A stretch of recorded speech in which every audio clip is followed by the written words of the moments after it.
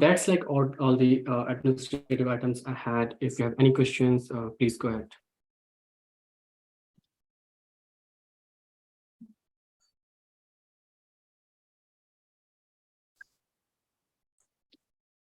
Yeah, did you have a list of the packages that we have to install for Python, the programming assignments? Yeah, mainly I think you will need, if you can install Anaconda, we'll cover that like in one of the lectures, in one of the tutorials. And right away, at least for I think 1 to 2 weeks, you don't need anything. It will only be like when we get started with the programming assignments. And the most important package will be, I think, as I said, if you install Anaconda and then PyTorch and Torch, they will have all the dependencies. Okay, so all the coding, I think the deep learning assignments, they will be in PyTorch, at least like the tutorial which we will give. So that's one important library to get familiar with. And other than that, like, so for, I think Scikit will come in handy. But again, it also depends on like the assignment. So for each assignment, like if you need anything specific, we'll let you know.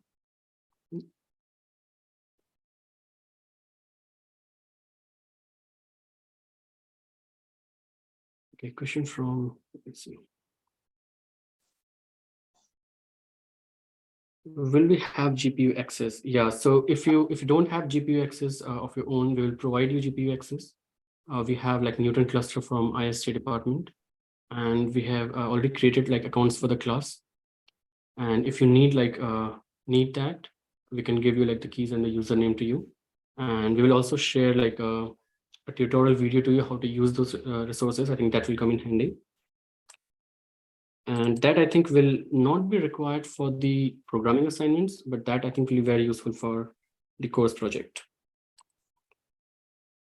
Okay, another question, how many people are allowed in a project group? So as I said, like the max is 6, but you can have like independent projects as well. You can have 2, 3, 4, 5. Okay. Okay, I think that's a good question. What is the format of the exams? So exam, I think each exam is like 20 points, and you will have like all variety of questions. Some of them will be true, false, or you will have fill in the blanks. Then you might have multiple choice questions, and you might have some descriptive questions, some analytical questions. So it will be a mix of all. And so before the midterm, we will provide you like your sample paper, like not a full paper, but like the flavor of questions which you're going to see in your exams. Okay, I think that will be helpful.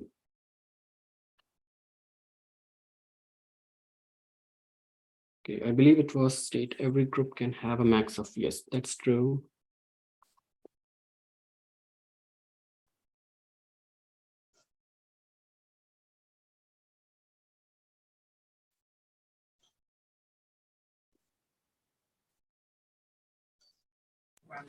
Can we use MATLAB for programming assignments? Yeah, that's perfectly fine. But again, if you're using MATLAB, we are assuming that you're expert in MATLAB. Of course, we'll try to like assist you as much as we can. But again, there will be some limitations in terms of time, how much we can help you with that. So I hope you understand that. Okay. So you're saying you can help more with Python than MATLAB if you need help or support. So that's what you're saying. Right. Python, we will give you tutorials, and so that I think will be better. But I mean, again, if you want to do MATLAB, I mean, that's perfectly fine. But you should be expert in that. Okay. Does that answer your question? Yep, it does. Sure. Okay, great.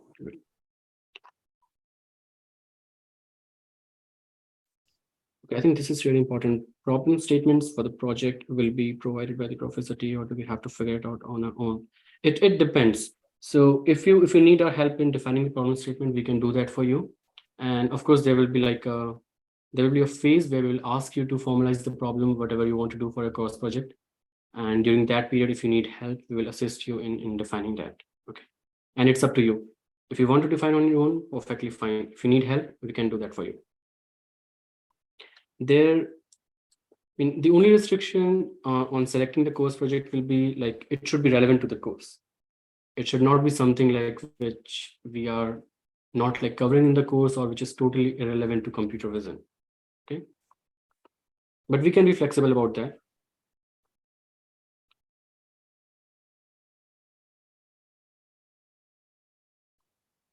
Yeah, I think that's really good. I think Ronald created a room for the class. So please join that, I think. Okay, question. Can I use any other language other than Python? Of course you can. And as I said, if we are doing that, we are expecting that you already know that language and you are experienced in that. Okay.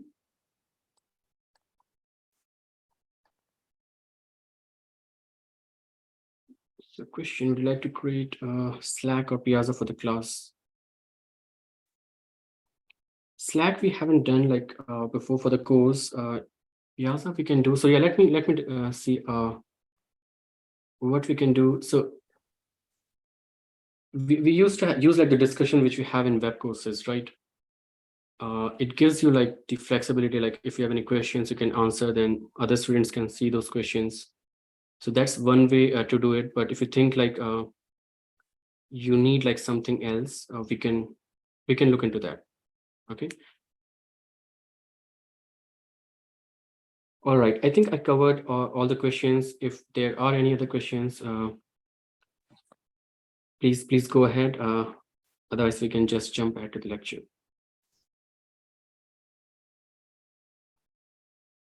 Okay, another question about the prerequisite in-depth backgrounds of linear algebra. Linear algebra, I mean, you should have like a good understanding. We'll try to cover like some of the basics here. It's important, but I will say not very important.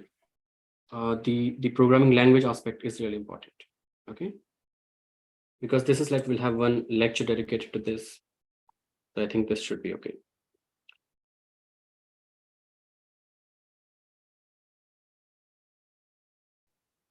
All right, so that was like I think the first part. If you have any questions, please go ahead.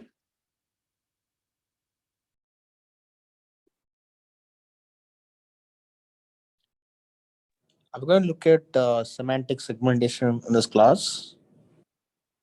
Yes. That will come like, I think, the second half of the course.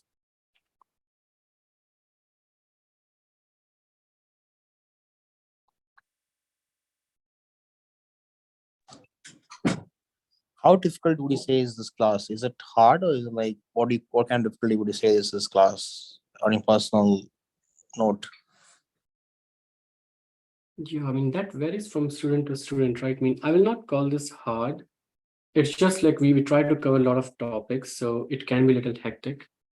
But I won't rate this like towards harder and more towards like medium. That's what we have seen in the past. But I think a better judgment for that, you can talk to the seniors who have taken this course. They will be able to provide like a better assessment on that, whether it's hard, simple, or difficult, right? Because that varies from student to student as well. But we try to keep this like somewhere in between. Yep. Okay. Questions for the chat.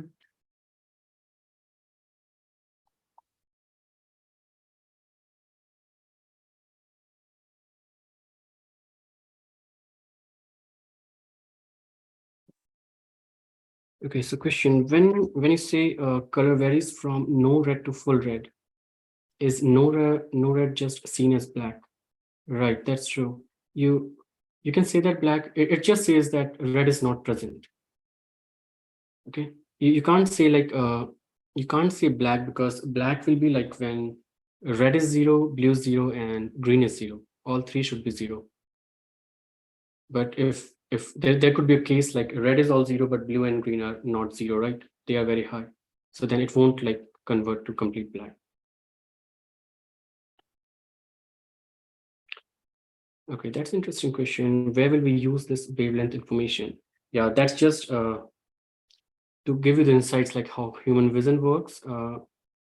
We won't directly use this like in the course, but I think it's a very important piece of information to understand, like, because what we're going to do is we are trying to build like AI system, right, which works as human vision. And it's important to discuss these things. in this course, I don't think it will be directly used in any of the topic, but the color aspect will come in like the red, blue, and green thing. So that makes it relevant.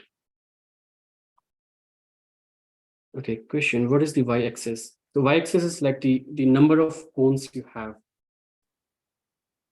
in your phobia, right?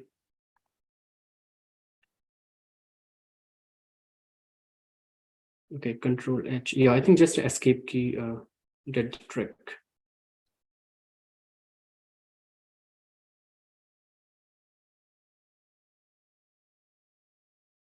Yeah, that's the same question.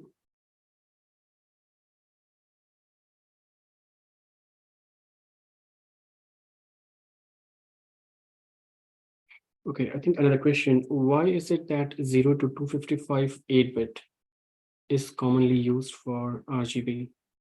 Can we not tell the difference at higher bit levels, or is something else going on? Tell the difference. No, if you have higher bit level, that's even better. But that will increase like the memory consumption a lot.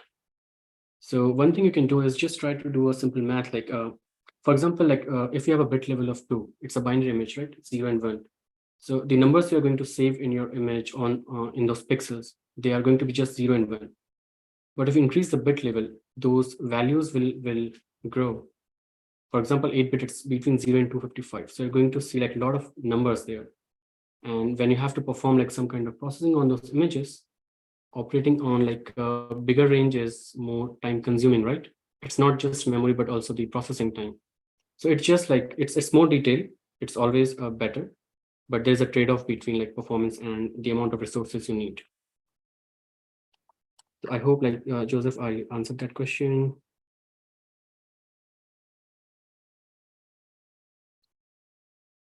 Okay, another question. The slide where the eye diagram and cones were mentioned, you said that the cones are responsible for color perception for an individual. Maybe colorblind if the cones are faulty or not working. Yeah, if you don't have cones, then you won't be able to see colors. But I'm not sure like whether colorblind is absence of cone or due to some other medical condition. So we can check on that. But yeah, of course, if you don't have cones, then you won't see colors.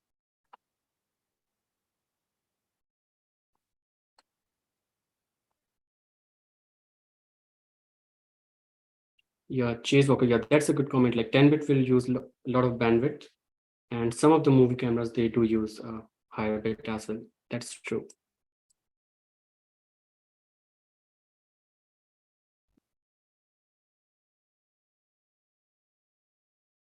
Okay, another question. RGB image has its own values for each pixel, and each channel band has its own value at pixel.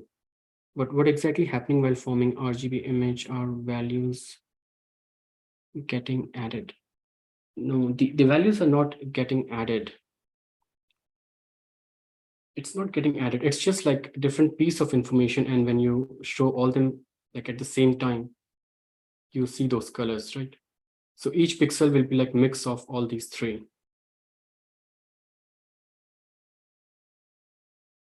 Okay, still you have those three components. And of course, this is just one way of representing images, like the RGB format. You can have like a lot of other ways as well. For example, you can have just two parameters there, right? One is responsible for color and one for light. So that's another format. And there are a few others as well, but RGB is just one.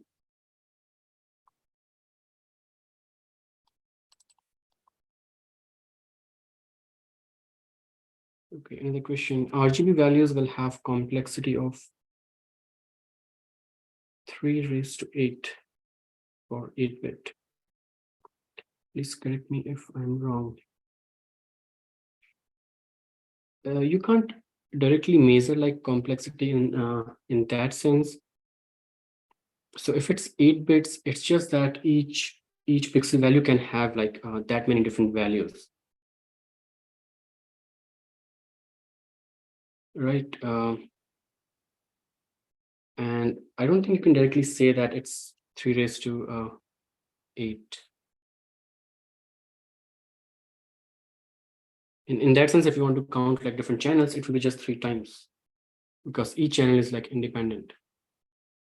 Okay. All right, so that was the last question. Let's move.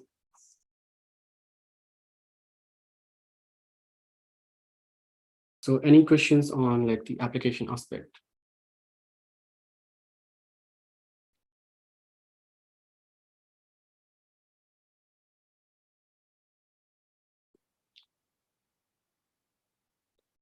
All right, good. So, okay, so next part I think is task, and it will take some time. We just have 5 minutes, and I think we can take a break now. Let's stop here. We'll try to cover the rest of the lecture in the next class on Thursday. But yeah, I'm here like to take any questions you may have. We still have 5 minutes.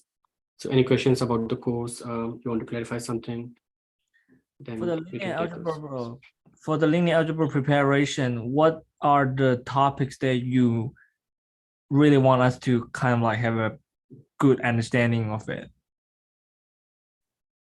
So linear algebra, I think if you know like what a vector is, what a scalar is, like basic operations which you can do using using these vectors and scalars, that's I think the minimal, I think that all of you should know actually from your high school maths. And some of like the advanced stuff of that, like different operations we can do, like which are very specific to computer vision, we will cover those in the next lecture.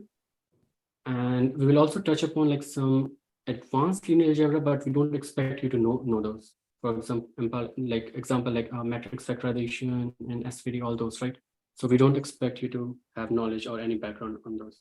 So we just want, so that it should be easier like for us to explain like images and all those things, right? When you talk about deep learning, different operations.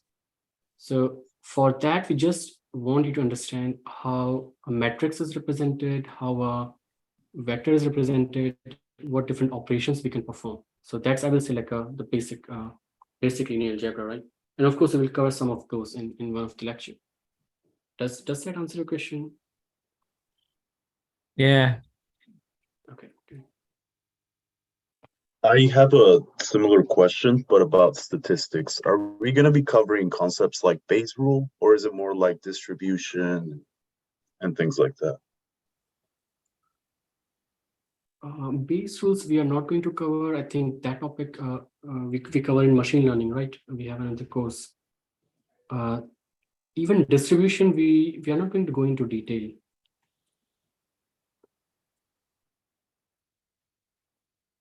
Right. So yeah, I have Thank you. so I have a question like linear algebra. Do you expect us to like know the concepts of the eigenvalues, inverse, matrix, and all those kind of stuff?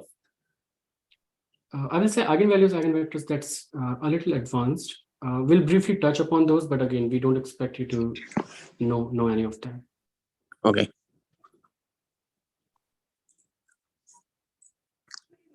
Are we going to dealing with SVD decomposition in this class?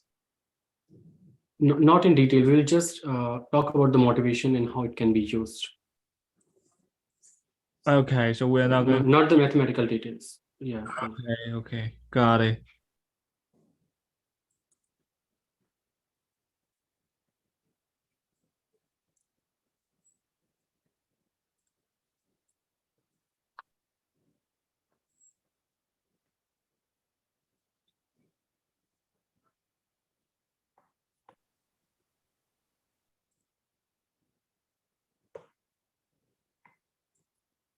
All right. So if there are no other questions, I think we can end it here. Thank you all for attending, and I hope to see you on Thursday. Thank you.